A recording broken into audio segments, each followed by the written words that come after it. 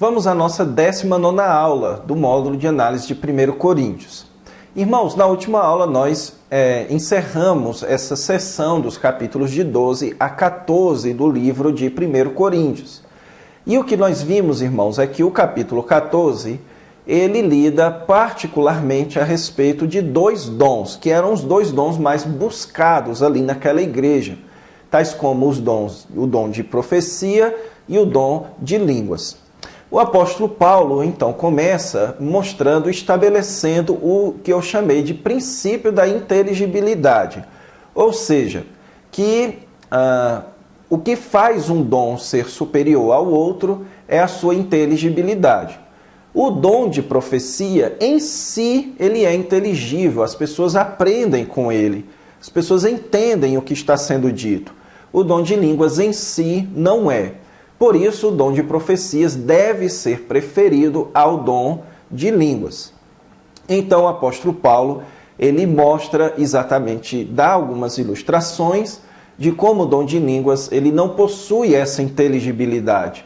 Ele, se as pessoas falam o dom de línguas, ele é como uma língua estrangeira, é como uma trombeta que as pessoas não entendem o que ela está querendo dizer. É como muitos instrumentos tocados juntos e você não entende a linha melódica.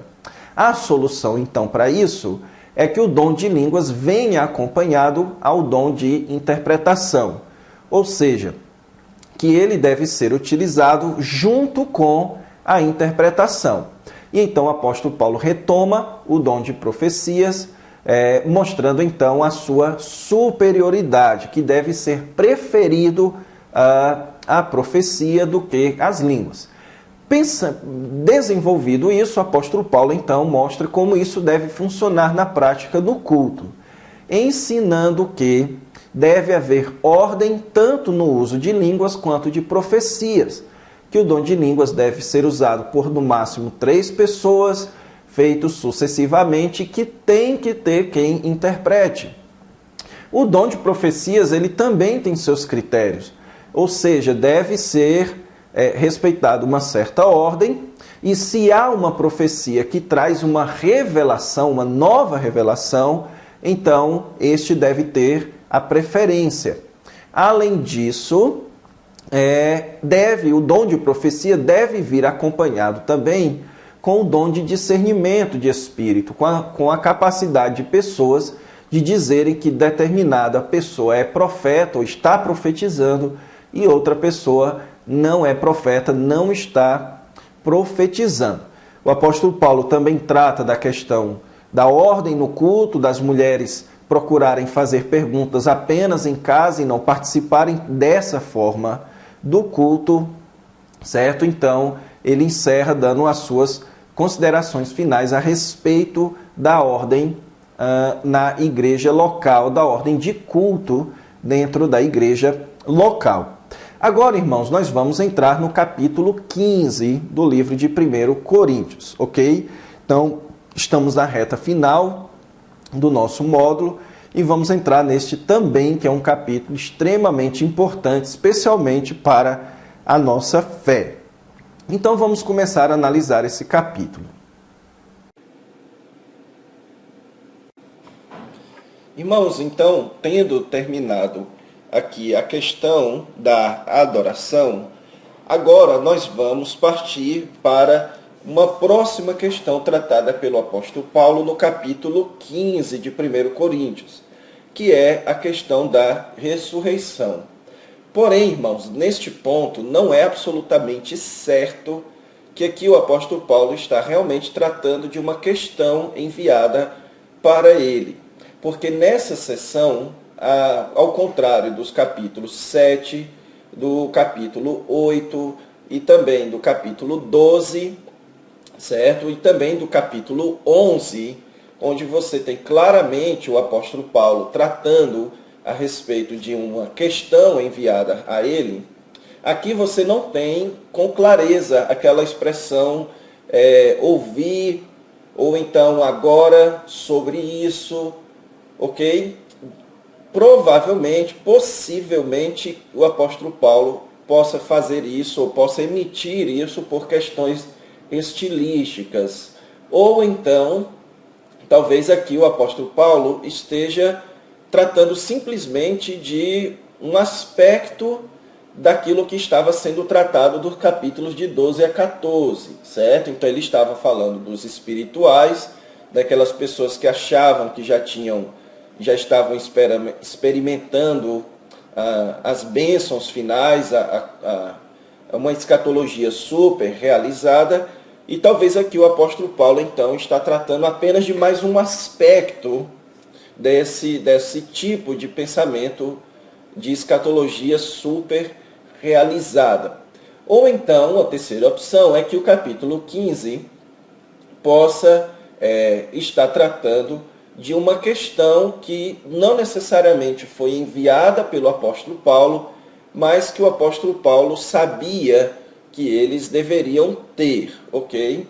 Então, mais uma vez aqui, como eu mencionei, no caso de algumas partes do capítulo 11, talvez aqui, por uma questão de organização, o apóstolo Paulo está mais uma vez retomando o que ele fez até nos 6 primeiros capítulos, que é lidar com dificuldades, ou, na verdade, com problemas, com desafios, com desvios dentro da igreja. Só que aqui, por questões de estilo, ele colocou agora no final do seu livro. Mas o fato do capítulo 16, mais uma vez, retomar essa questão de claramente responder a um questionamento, nós podemos supor que o mais provável é que, apenas por uma questão estilística, o apóstolo Paulo não citou no começo do capítulo que ele está tratando de mais um problema, ok? O problema tratado no capítulo 15, irmãos, ele é afirmado no versículo 12, quando o apóstolo Paulo diz lá: como pode alguns de vocês dizer que não há ressurreição dos mortos? Ou seja, o apóstolo Paulo soube que havia algumas pessoas dentro daquela igreja que estavam divulgando a ideia e defendendo a ideia de que não há ressurreição dos mortos. E então, o que o apóstolo Paulo afirma é que você não crer na ressurreição dos mortos, isso possui uma série de implicações para a nossa crença e a nossa vida. E o que estava acontecendo então ali, irmãos, é que o povo de Corinto estavam negando a vida futura, a ressurreição corpórea futura. Nenhum grego e nenhum judeu naquela época diria que não acreditaria em vida após a morte. Até porque todos eles acreditavam na libertação ou em uma forma de vida da alma fora do corpo. Porém, aquela igreja, como sendo uma igreja majoritariamente de cultura greco-romana e não de cultura judaica, a crença numa ressurreição corpórea futura, isso não era tão comum no meio dos gregos. Nos gregos, a forma de crença mais comum era a de uma vida espiritual, de uma vida em alma, em espírito, após a morte do corpo, ok? Aplicando isso, entrando dentro do cristianismo, isso estava sendo entendido na perspectiva de uma escatologia super realizada, que era assim a base ou os primeiros passos em direção a um pensamento gnóstico. O que estava sendo feito aqui? Eles estavam aplicando a linguagem da ressurreição ao estado de transformação espiritual que eles já haviam alcançado durante a sua vida, visto que nós já fomos ressuscitados espiritualmente, visto que nós já estamos desfrutando espiritualmente, não corporeamente, mas na nossa alma, a ressurreição espiritual, então não haverá ressurreição física do corpo. Veja o pensamento dualista aqui, ok? Então, se existe um dualismo entre corpo e alma, com a morte do corpo e com a atual ressurreição da alma, do espírito, então não há necessidade de uma ressurreição do corpo futura. Se não há necessidade de uma ressurreição do corpo futura, então você tem aqui a negação da crença da ressurreição dos crentes. Esse é o problema tratado pelo apóstolo Paulo. Pessoas defendendo que não haveria uma crença, aliás, não haveria uma ressurreição futura de crentes, ok? E então, como você pode ver aqui no seu esboço, o texto de 1 Coríntios 15, ele é dividido em duas seções maiores. Na primeira seção, o apóstolo Paulo defende a crença na ressurreição. Ele fala da certeza da ressurreição. Isso vai do capítulo 15, versículos de 1 a 34. A segunda seção, no capítulo 15, de 35 a 58, o apóstolo Paulo discute, então, a natureza da ressurreição. E nós veremos essas duas sessões em duas aulas distintas, ok? Então, vamos lá começar a analisar essa primeira parte, onde o apóstolo Paulo defende a crença, a certeza da ressurreição. Irmãos, começando a analisar aqui esse primeiro trecho do capítulo 15, dos versículos de 1 a 34, você tem também, nessa parte, você tem uma divisão em duas partes também. Em primeiro lugar, dos versículos de 1 a 11, o apóstolo Paulo, ele vai tratar aqui a respeito da base da ressurreição de Cristo, ok? E então, dos versículos de 12 a 34, ele vai tratar das consequências da descrença e da crença na ressurreição de Cristo. Então, o argumento do apóstolo Paulo, ele primeiro estabelece a base e depois, então, ele vai lidar com as diferentes consequências de se crer e de se não crer na ressurreição do Senhor Jesus Cristo. Então, em primeiro lugar, você tem aqui a base da ressurreição do Senhor, a base que é a ressurreição do Senhor Jesus Cristo. Veja que ele começa aqui, irmãos, usando um certo tom de ironia. Ele diz: venho lembrar-vos o evangelho que vos anuncieis. O que ele quer dizer com isso? Com a palavrinha lembrar-vos aqui, irmãos, é a palavrinha fazer conhecido.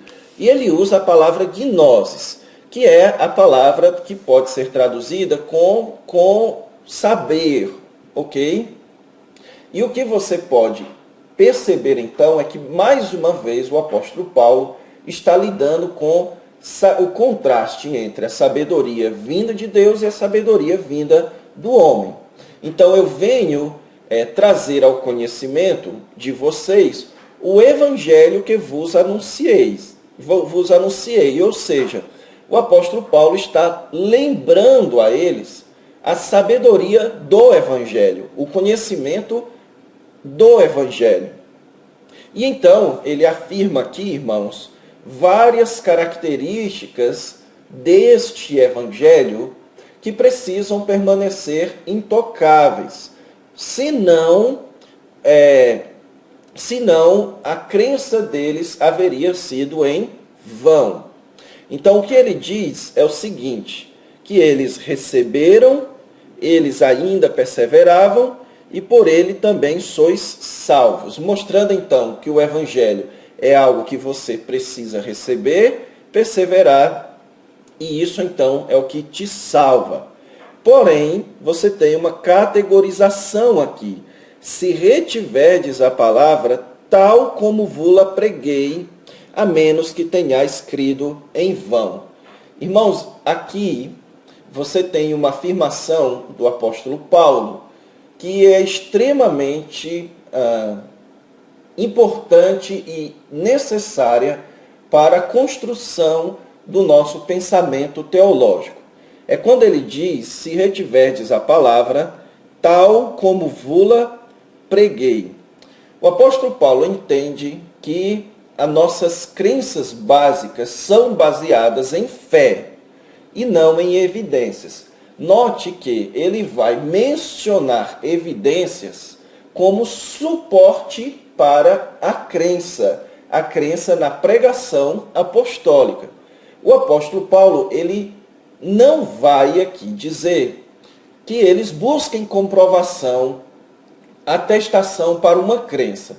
Ele critica por eles estarem fugindo de uma crença que é histórica, que possui comprovação histórica. Mas o alicerce aqui é a crença, que se você se desvirtuar da pregação apostólica, você terá crido em vão. E qual é a pregação apostólica? Versículo 3. Antes de tudo, vos entreguei o que também recebi.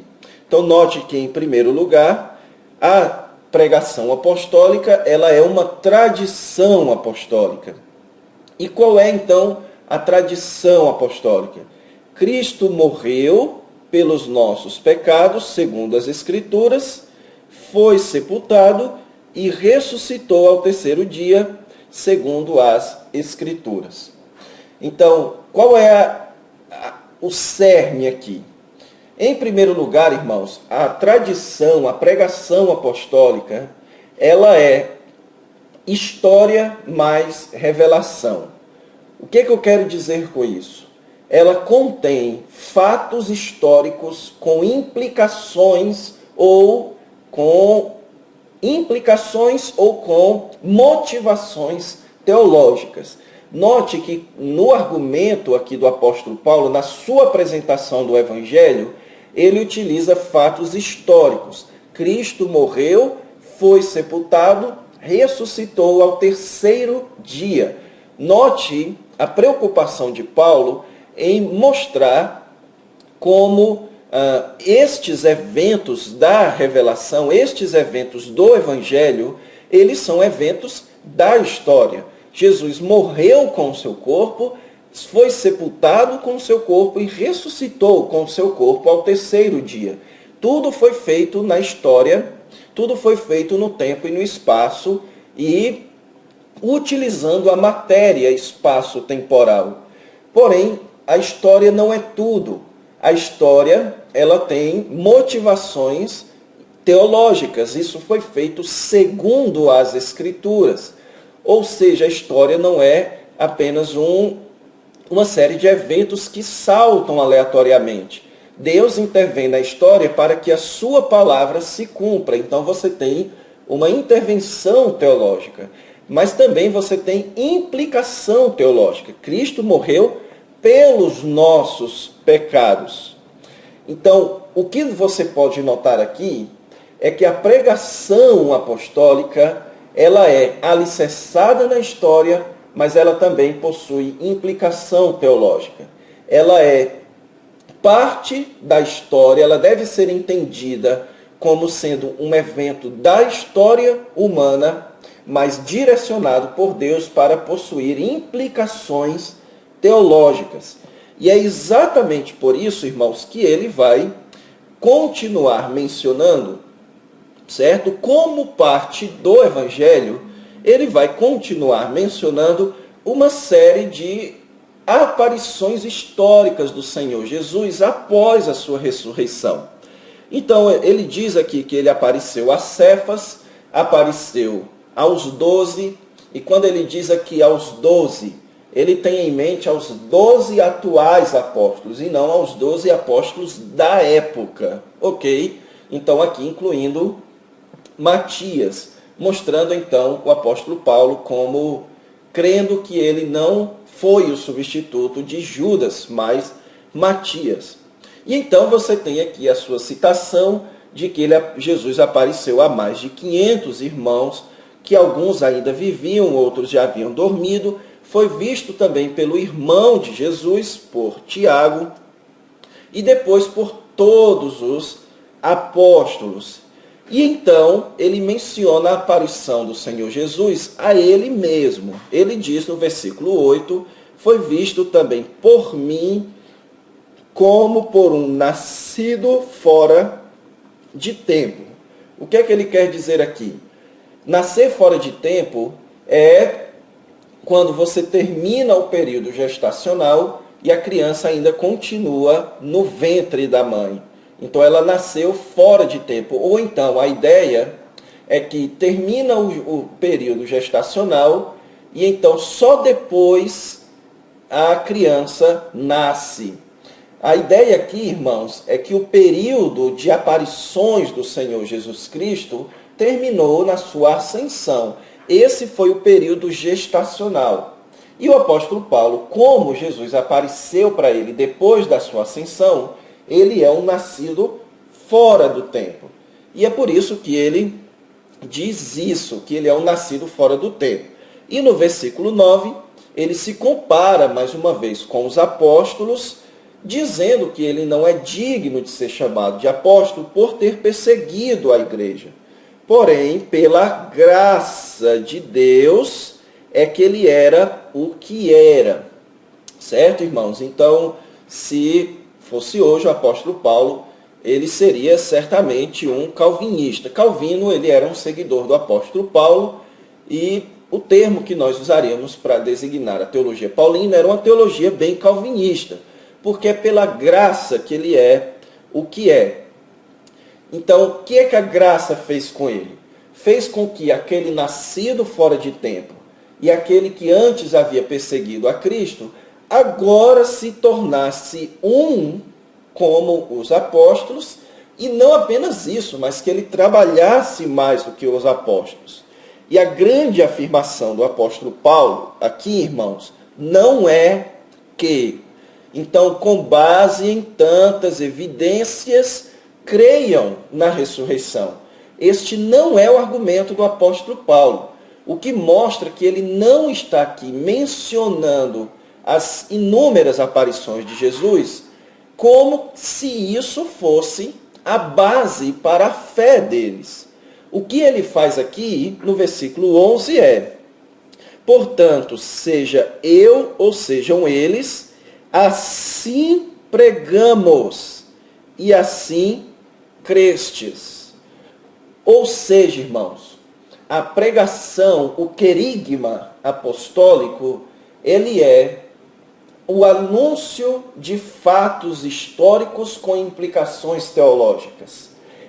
E é exatamente por isso que é necessário a averiguação histórica para isso. Quando o apóstolo Paulo, ele menciona aparições do Senhor Jesus Cristo, ele não está fazendo isso para chamar as pessoas a verem ou a pensarem do tipo, então vamos ver se a pregação deles é verdade. Não. O que ele está fazendo é mostrando que a sua pregação, ela faz parte da história, que faz parte da sequência natural de fatos da história da humanidade. Então a história não é o caule da pregação, a história é a raiz da pregação. A história, ela é um pressuposto da pregação apostólica, que o Senhor Jesus Cristo, ele morreu na história e ele ressuscitou na história. Por que que ele então fala isso, irmãos? Porque o que eles estavam negando era uma ressurreição histórica dos corpos. Ou seja, eles estavam negando que a ressurreição ela seria um evento puramente espiritual, e não, ou seja, um evento puramente teológico, e não um evento da história da humanidade. Eles entendiam que a ressurreição era um evento vertical, onde o seu espírito passa a viver. Mas o apóstolo Paulo mostra que a ressurreição e os fatos do evangelho, eles acontecem na história, no espaço. E aqui, irmãos, você tem o apóstolo Paulo já tratando de um problema que haveria de se tornar bem comum nos 3 primeiros séculos do cristianismo, que era o contraste entre a forma grega de se pensar e a forma judaica de se pensar. E a forma judaica de se pensar era a forma bíblica, porque Deus se revelou por meio de judeus. E qual era essa distinção?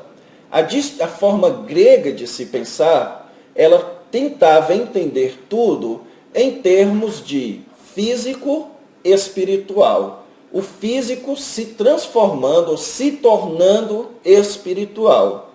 E a forma judaica de se pensar era que o físico e o espiritual andam juntos. Que se não houver físico, não há espiritual. Se não houver espiritual, não há físico. E que as coisas acontecem dentro da história e do espaço e com matéria envolvida. Então isso vai desembocar em uma série de teologias do 2º e do 3º século, onde você tem ali o Israel físico sendo transformado em Israel espiritual, onde o reino terreno físico sendo transformado em um reino puramente espiritual, onde a ressurreição física sendo transformada em ressurreição puramente espiritual. E é esse aqui o problema que o apóstolo Paulo já começa a tratar.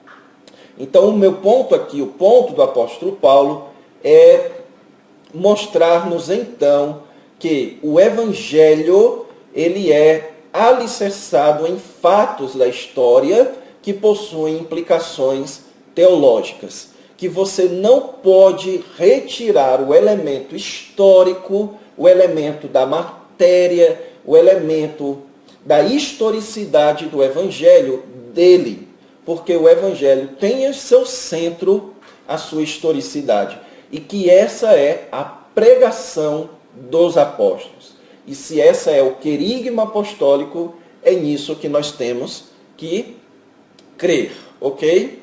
Então, você pode depois meditar quais implicações isso pode ter, por exemplo, para a sua apologética, ok? Então, aqui você tem um texto que vai frontalmente contra a apologética evidencialista, que é aquela apologética que fala do uso de evidências como sendo matéria para comprovar a fé cristã. O apóstolo Paulo diz aqui que nós devemos crer na pregação apostólica e ponto final. Porém, dentro da pregação apostólica, você tem pressupostos da historicidade do evangelho. Certo? Então aqui você já tem um texto muito bom para mostrar a falibilidade desse sistema apologético do evidencialismo. Ok, irmãos? Então vamos, entendido essa parte, avançar para as partes seguintes. Agora, irmãos, o apóstolo Paulo entra nessa segunda parte aqui dos capítulos de 1 a 34, que vai dos versículos 12 a 34. Desculpe, dos versículos de 1 a 34, você tem a primeira parte de 1 a 11, e os versículos 12 a 34, a segunda parte. E essa segunda parte, ela segue aquele padrão que o apóstolo Paulo tem utilizado bastante em sua epístola, que é o padrão A, B, A. Você vai notar que dos versículos de 12 a 34, você tem claramente 3 partes aqui, sendo que as 2 partes A, elas lidam com a ideia do se não Cristo ressuscitou. Ou seja, se Cristo não ressuscitou, então isso.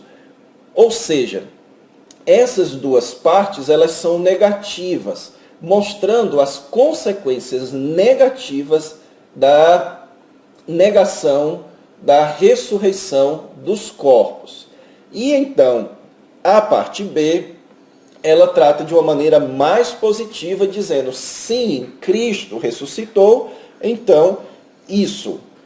Ok? Então você tem aqui, mais uma vez, uma estrutura quase quiástica, uma estrutura ABA, A-B-A. E se você notar, irmãos, é exatamente isso que acontece aqui nessa primeira parte, do 12 ao 19. Você vai perceber que a expressãozinha se, ela ocorre inúmeras vezes, várias vezes aqui, certo? Então, se... Então, vamos contar aqui. Você tem 1, 2, 3, 4, 5, 6, 7, 8. 7 aparições da expressãozinha se só nestes versículos. Porque aqui o apóstolo Paulo, ele está tratando do absurdo de se crer ou de se não crer na ressurreição dos corpos. Veja então que o versículo 12, ele diz o seguinte: se é corrente pregar-se que Cristo ressuscitou, ou seja, se essa é a pregação apostólica, como afirma algum dentre vós que não há ressurreição? Note, irmãos, o que eu disse a vocês. O apóstolo Paulo aqui, ele não está dizendo se as evidências apontam para a ressurreição. Não é isso. O que ele está dizendo é, se é isso que a pregação, se é isso que os apóstolos ensinam, como é que alguns de vocês dizem que não há ressurreição dos mortos? Certo? Como é que alguns de vocês negam a ressurreição física dos mortos? É essa a ideia de ressurreição dos mortos. O corpo morre, e então ele ressuscita da morte, ele volta a viver aquele corpo. Então o apóstolo Paulo está lidando aqui com a descrença na ressurreição física em prol de uma ressurreição meramente espiritual. Então o ponto aqui do apóstolo Paulo é mostrar como é absurda a ideia de você negar uma ressurreição física. E ele começa então mostrando que se não há ressurreição física dos mortos, o primeiro problema com isso é que Cristo não ressuscitou. Ou seja, se você diz que não existe ressurreição dos mortos, então você vai dizer que Cristo não ressuscitou dos mortos. O que é um absurdo, pois este é o centro da pregação, da crença do Evangelho que todos eles criam. Em segundo lugar, se Cristo não ressuscitou, é vã a nossa pregação e vã a vossa fé. Ou seja, se não há ressurreição, não há ressurreição de Cristo, e se não há ressurreição de Cristo, o Evangelho não serve de nada. Nós estamos pregando em vão e vocês estão crendo na nossa pregação em vão. Mostrando aqui, irmãos, como a ressurreição histórica e física do Senhor Jesus Cristo é o alicerce da nossa fé. Se você retira a morte física do Senhor Jesus, ou a morte, ou a sua ressurreição física, o Evangelho desaba. Se Cristo não morreu, isso desaba. Como ninguém negava isso, então, se Cristo não ressuscitou, o Evangelho desaba. Então, a morte e ressurreição do Senhor Jesus Cristo são o alicerce da nossa fé e o alicerce da pregação apostólica. Se isso não aconteceu, então não há Evangelho, não há pregação. Consequência disso, os apóstolos são falsos testemunhas. Por quê? Porque eles haviam asseverado que Jesus Cristo ressuscitou. Ou seja, se Jesus não ressuscitou, então os apóstolos são todos mentirosos. Ok? Versículo 16 também. E se os mortos não ressuscitam, também Cristo não ressuscitou. E se Cristo não ressuscitou, é vã a vossa fé, e ainda permaneceis nos vossos pecados. Ou seja, primeiro ele lida aqui com o problema de se negar a ressurreição em relação à pregação, transformando então os apóstolos em mentirosos, e agora eles lidam com o problema de se negar a ressurreição em relação à fé, mostrando então que se você nega isso, você ainda continua nos seus pecados. Ou seja, irmãos, sem evangelho os apóstolos são mentirosos e nós continuamos sem salvação. Não há salvação dos nossos pecados sem a crença no evangelho. E por fim, a última consequência é que os que dormiram em Cristo pereceram. Por quê? Porque se a nossa esperança em Cristo se limita apenas a esta vida, somos os mais infelizes de todos os homens. Veja aqui, irmãos, qual é o ponto do apóstolo Paulo. Se você diz que não há ressurreição de mortos, ok? Aquela pessoa que morreu em Cristo, ela pereceu. Ela não foi salva. Porque se não há ressurreição de mortos, não há ressurreição de Cristo. Se não há ressurreição de Cristo, não há evangelho. E se não há evangelho, não há salvação. Então, aquela pessoa que morreu crendo em Cristo, creu numa falsidade e por isso ela pereceu. Certo? E além disso, então, aqueles que vivem e dedicam a vida pelo evangelho são os mais infelizes, como é o caso dos apóstolos, que eles estão vivendo e morrendo por algo que não é verdade. Então, entendo aqui o raciocínio lógico do apóstolo Paulo. Se não há ressurreição de mortos, não há ressurreição de Cristo. Se não há ressurreição de Cristo, não há evangelho. Se não há evangelho, os apóstolos são mentirosos. Se os apóstolos são mentirosos, a fé dos seguidores dos apóstolos é uma fé falsa, é uma fé mal direcionada. Se é uma fé mal direcionada, conclui-se então que eles estavam perdidos ainda em seus pecados e aqueles que morreram crendo naquilo também estão perdidos eternamente agora. E além disso, os apóstolos são os mais infelizes por dedicarem a sua vida a uma mentira. Então aqui é o primeiro ponto do apóstolo Paulo, mostrando o absurdo da descrença na ressurreição dos mortos. E agora o apóstolo Paulo, ele vai para um ponto agora, para uma parte mais positiva. Veja que o versículo 20 começa dizendo, mas de fato Cristo ressuscitou dentre os mortos. Ou seja, agora ele vai dizer sim, Cristo ressuscitou dos mortos. Não é o e se Cristo ressuscitou, é sim, Cristo ressuscitou. Este era um fato atestado e conhecido de todos da igreja de Corinto. Então o ponto naquela igreja não era negar a ressurreição de Cristo, era negar a ressurreição dos mortos. E o raciocínio inicial de Paulo era mostrar que se não há ressurreição dos mortos, então eles deveriam negar a ressurreição do próprio Jesus. E agora ele vai partir do caminho oposto.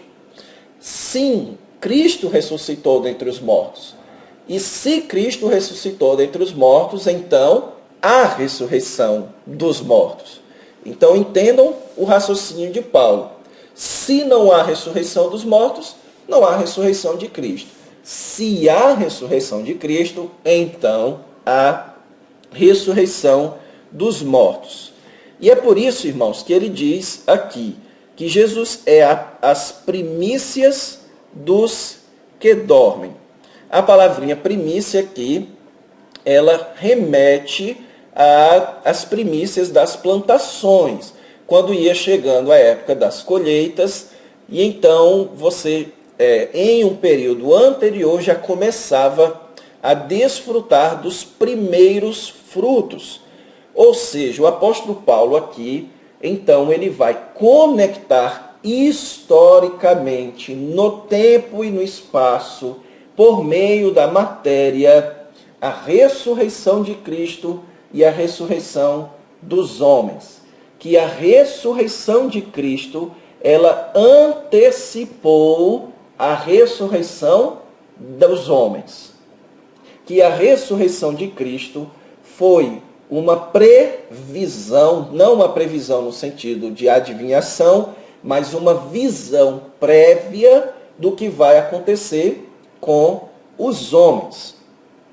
E é isso que ele vai argumentar, então, a partir do versículo 21. Ele vai argumentar que, assim como a morte tem uma ligação histórica entre Adão e os que vieram depois dele, assim também há ressurreição. A morte veio por um homem, a ressurreição também veio por um homem. Em Adão, veja aqui, em Adão, ou seja, quando você está unido a Adão, todos morrem, certo? Então, a união com Adão faz com que a morte de Adão seja uma visão prévia do que vai acontecer com todos os homens. Assim como Adão morreu na história, aqueles que estão nele ou unidos a ele também morrem historicamente. Da mesma forma, em Cristo, então aqui você tem um incluso, mas que você percebe que é o que o apóstolo Paulo está dizendo, mas ele não menciona. Assim também em Cristo todos serão vivificados. Isso é colocado então no final, ok? Mas o ideal é que estivesse aqui onde eu fiz esse colchete. Assim também em Cristo todos serão vivificados, para manter o paralelismo aqui do apóstolo Paulo. A ideia então aqui, irmãos, é o seguinte: assim como a morte ele é experimentado historicamente pelos que estão em Adão, a ressurreição é experimentada historicamente aos que estão em Cristo. E ele mostra isso como tendo uma progressão histórica, quando ele diz por sua própria ordem. Cristo as primícias, Cristo os primeiros frutos. Depois, os que são de Cristo na sua vinda. Ok? Então, note aqui o uso da palavrinha depois, que é a palavrinha epeita. O que ele quer dizer com isso? Que você tem primeiro Cristo, depois os que são de Cristo na sua vinda. Tendo então aqui um espaço indeterminado de tempo, onde Jesus Cristo ressuscitou e os que são de Cristo depois, historicamente, dele na sua vinda, quando o Senhor Jesus Cristo vier. E daí então você tem no versículo 24 a ideia: e então virá o fim, quando ele entregar o reino ao Deus e Pai, quando houver destruído todo o principado, bem como toda potestade e poder. Esse é um texto, irmãos, extremamente usado nos debates a respeito do milênio, certo? Só que este é um texto que não deveria fazer parte deste debate. Por quê? Porque as duas interpretações aqui são possíveis. E o problema está na relação da palavrinha depois e da palavrinha então.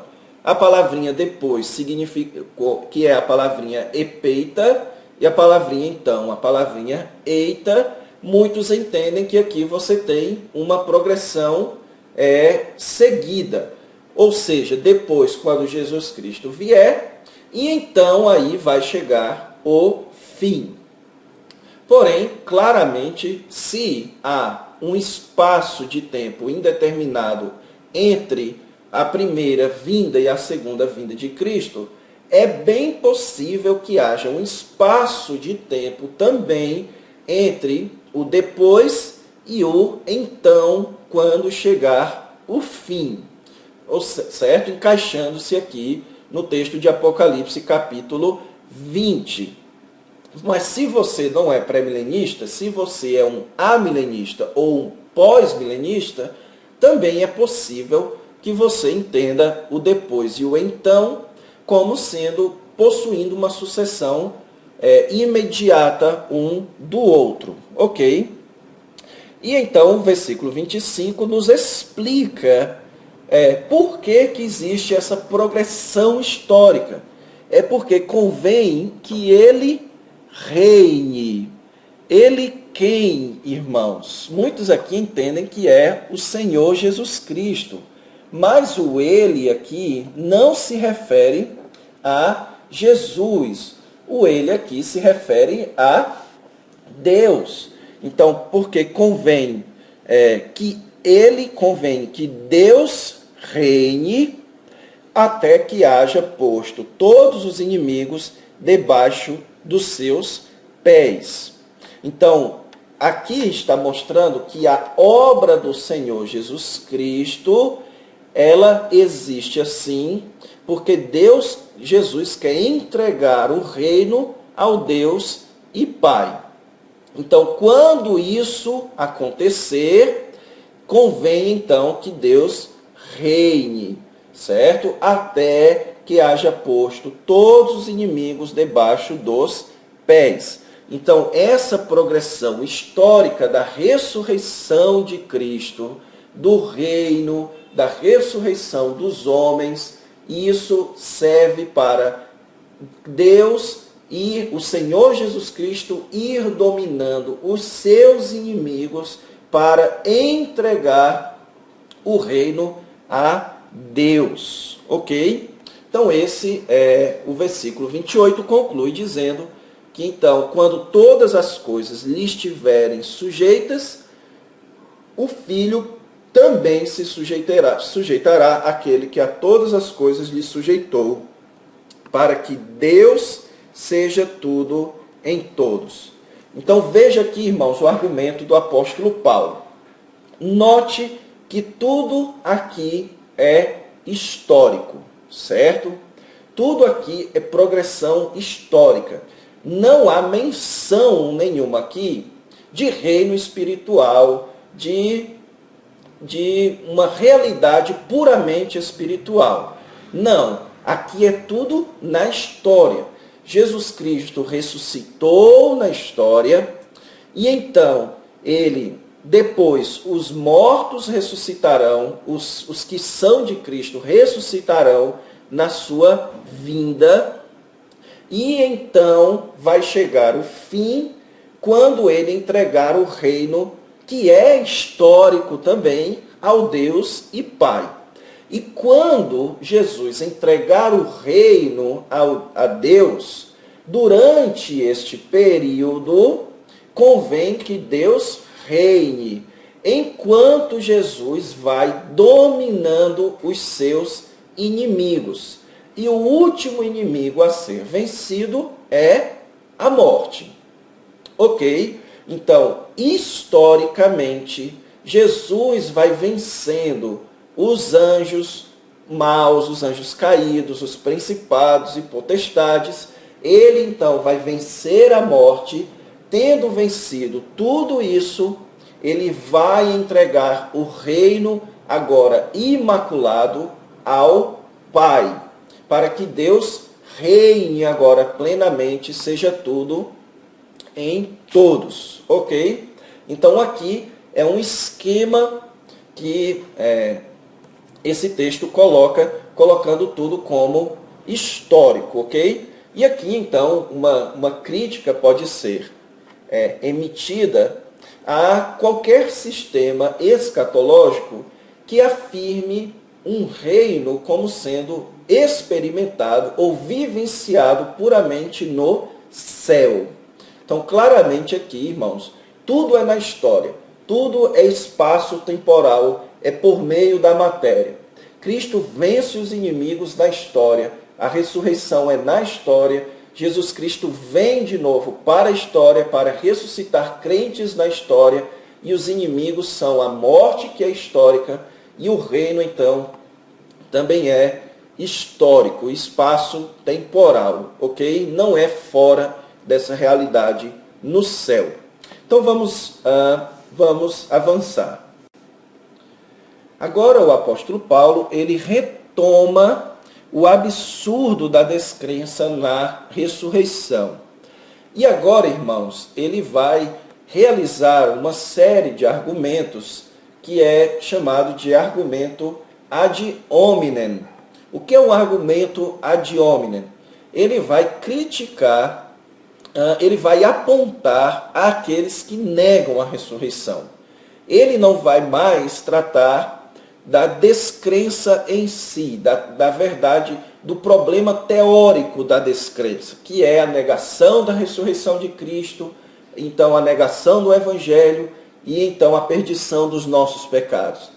Agora ele vai falar do problema pessoal, de como isso nos afeta pessoalmente, a descrença na ressurreição de mortos.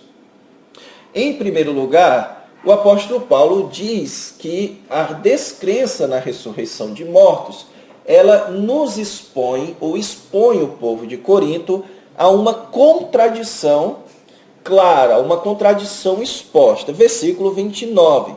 Ele diz o seguinte: que farão os que se batizam por causa dos mortos?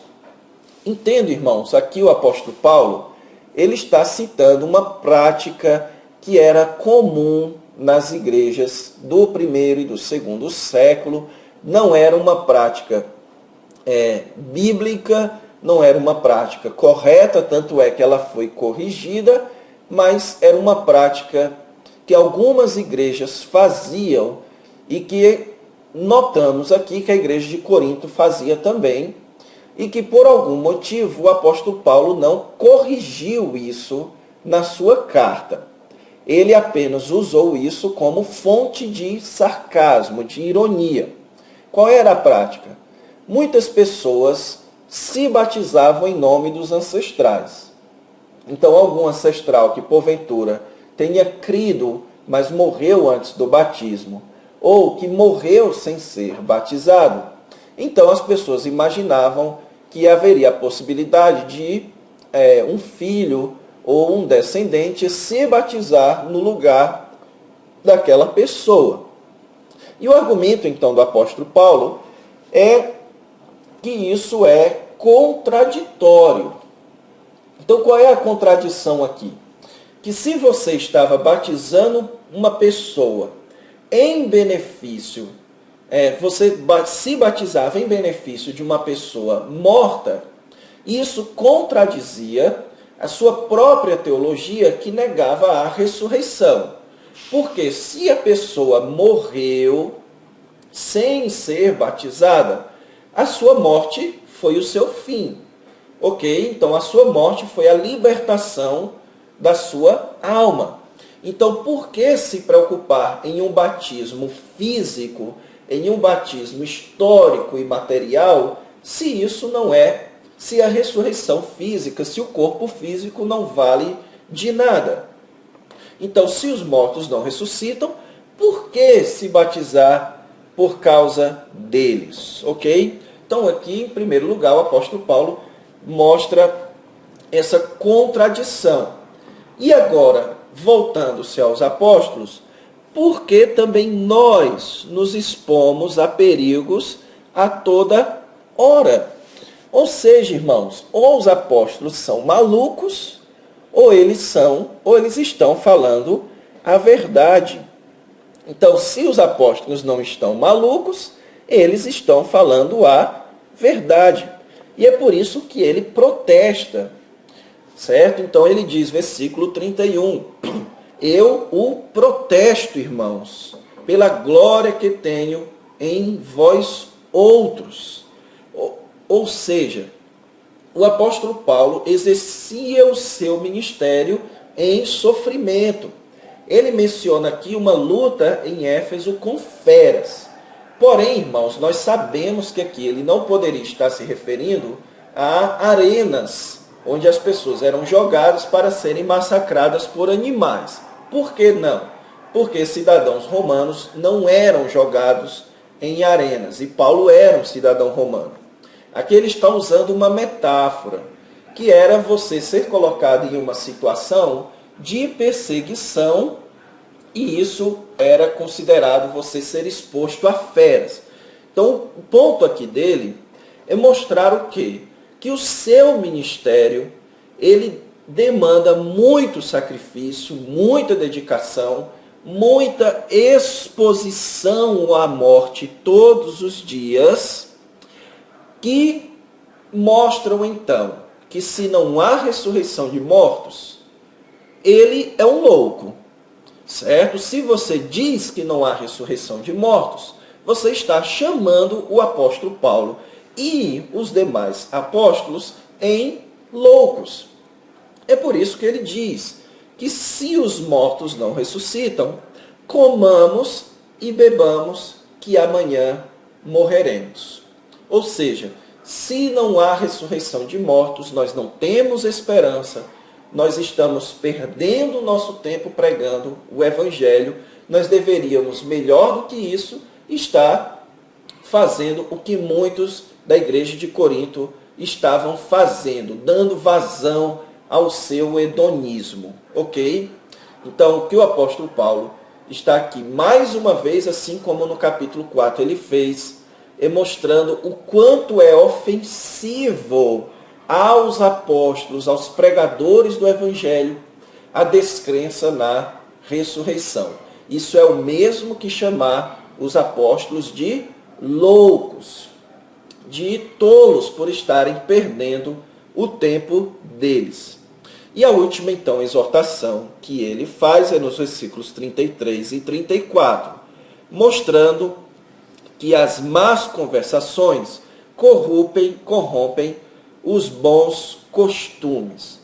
Mostrando para eles, então, irmãos, e aqui ele vai começar a encerrar todo o seu tratamento e a sua crítica de 15 capítulos a respeito da sabedoria humana, mostrando para eles não andarem com os sábios humanos, porque esse tipo de conversa de sabedoria humana corrompe as boas tradições cristãs. Elas podem influenciar-nos a pensamentos errados. E é por isso que ele diz: tornai-vos à sobriedade. Ok? Então, a descrença na ressurreição, a aceitação de sabedoria humana a respeito da ressurreição, isso é uma embriaguez, isso é uma irracionalidade, certo? Porque alguns ainda não têm conhecimento de Deus. Então veja que a questão aqui é de sabedoria, a questão aqui é de conhecimento. A pessoa que nega a ressurreição de mortos, ela demonstra que não tem a sabedoria vinda de Deus no Evangelho. Ou seja, pessoal, a crença na ressurreição é ponto de ortodoxia. A implicação disso para a igreja local é que, na sua confissão de fé, na confissão de fé da sua igreja, você precisa colocar a morte e ressurreição e segunda vinda de Cristo como sendo elementos históricos que acontecem na história da humanidade. Que não apenas há a ressurreição de Cristo, mas há também ressurreição dos homens, ressurreição do nosso corpo. Ok? Então, essa é a grande implicação para a nossa igreja, para a igreja local. Que a ressurreição física de Cristo e do nosso corpo é sim ponto de ortodoxia. Alguém que nega a ressurreição, nega o Evangelho. Se nega o Evangelho, ele está negando a sua salvação. E se não há salvação, não há conhecimento de Deus, ok? Então é isso, irmãos. Eu penso que deu para vocês entenderem bem aqui o ponto, o argumento do apóstolo Paulo nessa primeira parte do capítulo 15. Então, na próxima aula, na nossa última aula, nós veremos o que o apóstolo Paulo fala a respeito da natureza da ressurreição dos mortos. Então, eu espero vocês. Deus vos abençoe.